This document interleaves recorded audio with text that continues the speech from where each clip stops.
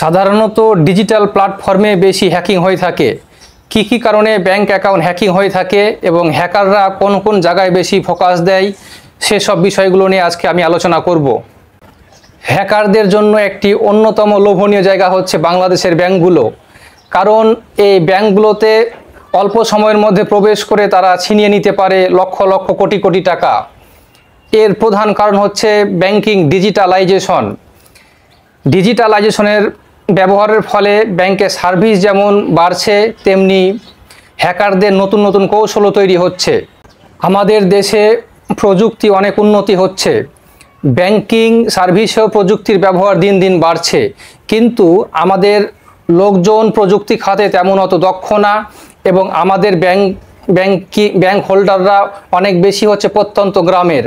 তাই অল্প সময়ের মধ্যেই তাদের ব্যাংক অ্যাকাউন্ট থেকে হ্যাকাররা পাচার করে নিতে পারে টাকা।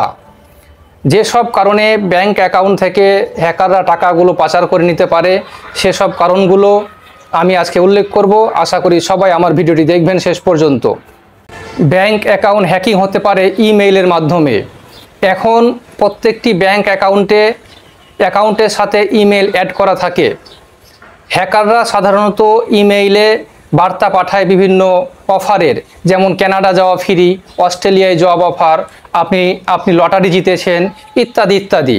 এই সব অফারগুলোতে যদি আপনি ভুল করে ক্লিক করেন আপনার মেইলে, তাহলেই আপনার অ্যাকাউন্টের যাবতীয় তথ্য হ্যাকারদের কাছে চলে যায় এবং নিমিষে আপনার অ্যাকাউন্ট থেকে তারা সব টাকা তুলে নিতে পারে।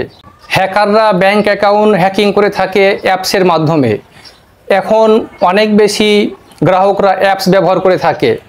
হ্যাকাররা যে কাজটি করে যে আপনার অ্যাপসে যদি আপনার অ্যাপসের পাসওয়ার্ডটি দুর্বল হয়, তাহলে তারা নিজস্ব পাসওয়ার্ড দিয়ে আপনার অ্যাকাউন্টে ঢোকার চেষ্টা করে এবং যদি অ্যাক্সেস পেয়ে যায় তাহলে নিমিষেই সব টাকা তুলে নিতে পারে। আপনি অ্যাপস দিয়ে লেনদেন করার সময় যদি দেখেন যে আপনার অ্যাপসে লগ ইন করতে পারেন না বা আপনার অ্যাপসে আপনি ঢুকতে পারছেন না, তাহলে আপনি ধরে নিতে পারেন যে আপনার অ্যাকাউন্টটি হ্যাকিং হয়েছে। ব্যাংক অ্যাকাউন্ট হ্যাকিং হয় এটিএম কার্ডের মাধ্যমে। আপনি যদি এটিএম কার্ডের পাসওয়ার্ড দীর্ঘদিন ব্যবহার করেন, তাহলে সেটি আপনার ব্যাংক অ্যাকাউন্ট হ্যাকিং হওয়ার জন্য একটি অন্যতম কারণ। আপনি চেষ্টা করবেন 3 মাস পর পর আপনার এটিএম কার্ডের পাসওয়ার্ড চেঞ্জ করার জন্যে, কারণ হ্যাকারদের কাছে কিছু রেডিমেড এটিএম কার্ড থাকে এবং তারা সেই এটিএম কার্ড দিয়ে তাদের নিজস্ব মতো পাসওয়ার্ড দিয়ে আপনার অ্যাকাউন্টে ঢোকার চেষ্টা করবে। সাকসেসফুল হয়ে গেলেই তারা অল্প সময়ের মধ্যে আপনার অ্যাকাউন্ট থেকে টাকা উত্তোলন করে নিতে পারবে। ব্যাংক অ্যাকাউন্ট হ্যাকিং হতে পারে আপনার নিজের ভুলেই।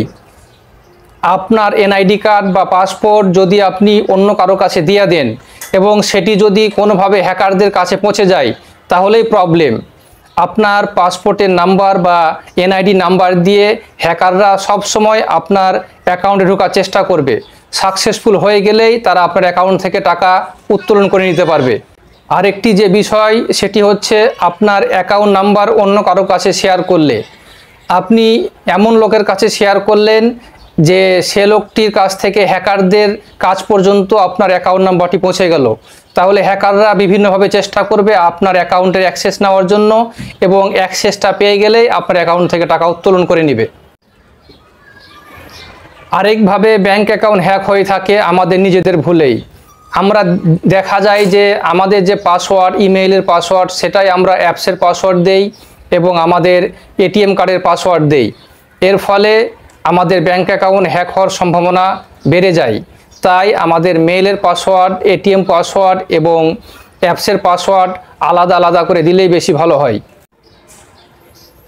আমি যে বিষয়গুলো এখন আলোচনা করলাম, সাধারণত এভাবেই ব্যাংক অ্যাকাউন্টগুলো হ্যাকিং হয়ে থাকে। যদি আমার ভিডিওটি আপনাদের ভালো লাগে, আপনারা নিজেরা দেখবেন এবং অন্য মানুষের কাছে শেয়ার করবেন।